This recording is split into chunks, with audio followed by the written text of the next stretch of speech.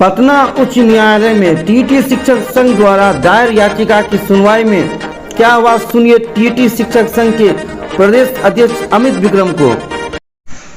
नमस्कार साथियों, आज जो हाई कोर्ट में सुनवाई हुई उसको लेकर के तरह तरह के मीडिया प्लेटफॉर्म्स पे, यूट्यूब पे अलग अलग तरह के विश्लेषण आ रहे हैं और इस बात से मुझे बहुत आश्चर्य भी हो रहा है और दुख भी पहुंच रहा है, क्योंकि जो सही बात है वो किसी भी मीडिया चैनल पर या यूट्यूब चैनल पर नहीं आ रही है। देखिए साथियों, इस बात को समझना होगा कि आज जो सुनवाई हुई उसमें विस्तार से समझने की बात है कि हुआ क्या।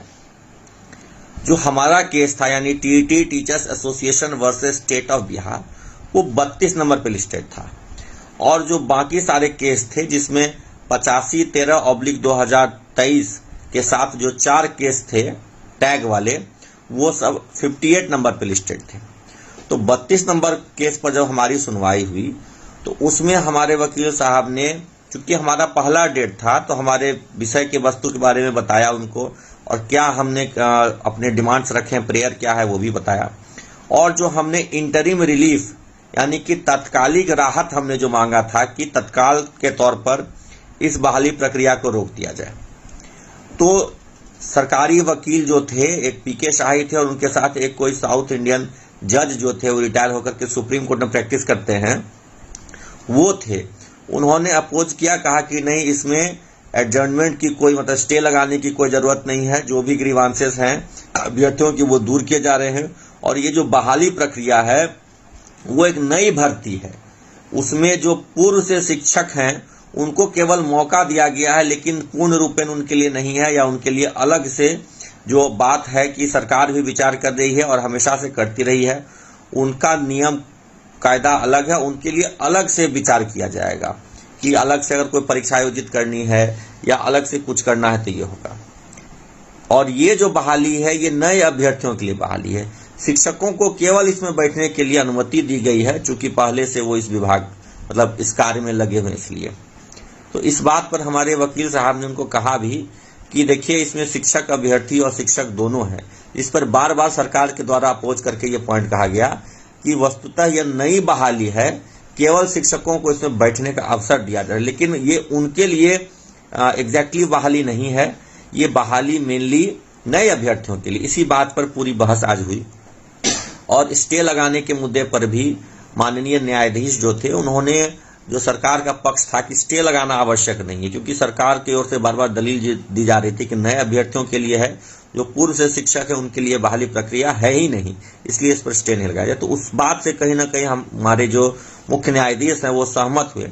उन्होंने कहा कि आपका जो मेन प्रेयर है वो क्या है। तो हमारे वकील ने बताया कि हमारा मेन प्रेयर यह है कि जो 2012 के बाद जो टीचर बने हैं वो टीईटी एग्जाम दे करके पास करके बने हैं, तो उनको राजकर्मी का दर्जा दिया जाए, उनको बीपीएससी से परीक्षा पास करने की कोई कंपल्सन नहीं रखी जाए, बिना परीक्षा के उन्हें राजकर्मी का दर्जा दिया जाए।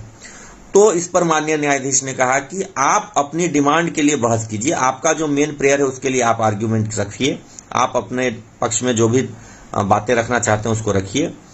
ये जो बहाली प्रक्रिया है वो नए अभ्यर्थियों के लिए है, उस पर स्टे लगाने से वो सहमत नहीं हुए।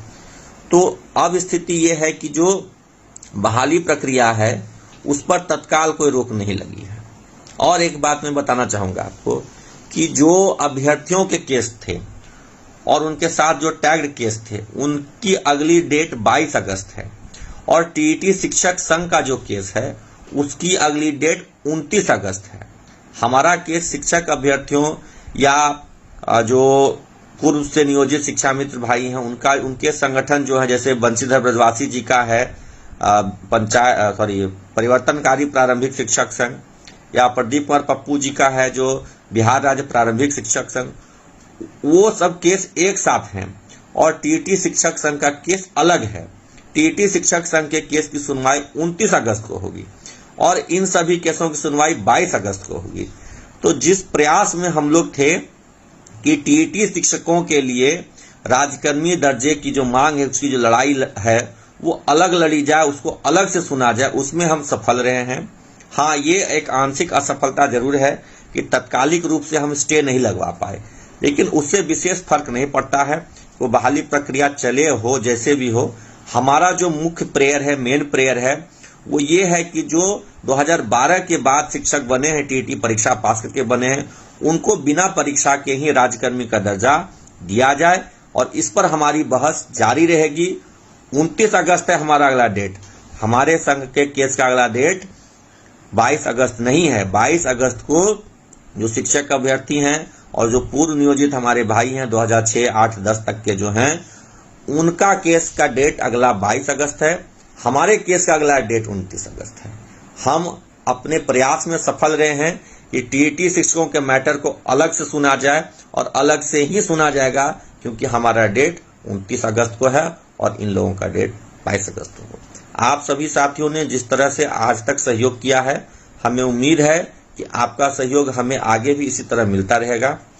मीडिया में जो खबरें आ रही हैं उससे दिग्भ्रमित नहीं होना है। जो केस की वस्तु स्थिति है उसको समझना है और उसी अनुरूप हम लोगों को आगे तैयारी करनी है। बहुत बहुत धन्यवाद।